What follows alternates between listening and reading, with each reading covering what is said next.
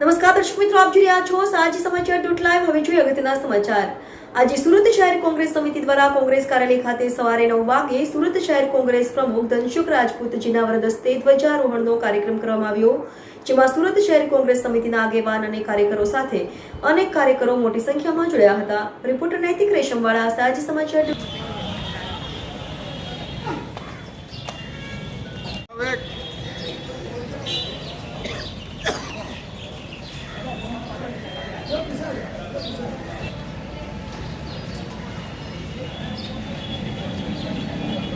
આપનું નામ, આજના રિપબ્લિક દિવસ શું કહેશો? ગણતંત્ર દિવસ. ધનસુખ ભગવતી પ્રસાદ રાજપૂત, સુરત શહેર કોંગ્રેસ સમિતિના પ્રમુખ.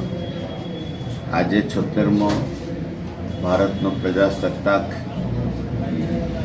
દિવસ દિન હોય એ પ્રસંગે સૌ દેશવાસીઓને, શહેરવાસીઓને મારી હાર્દિક શુભકામના છે.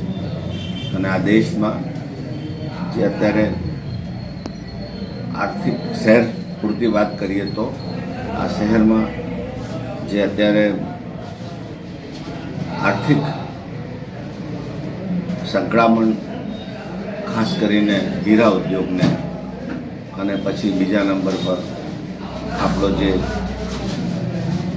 ટેક્સટાઇલ ઉદ્યોગ છે એ ઉદ્યોગને જે અત્યારે સંકળામણ અનુભવી રહી છે તેમાં ઉગરવા માટે ખૂબ મહેનત કરીને, હિંમતથી એનો સામનો કરીને આપણે આ પ્રજાસત્તાક દિનને એક પ્રતિજ્ઞા લઈએ કે આવનારા તમામ પડકારોને અમે સામનો કરીશું અને શહેર હિતમાં, દેશ હિતમાં અમારા યોગદાનો માટે અમે સમર્પિત કરીએ છીએ.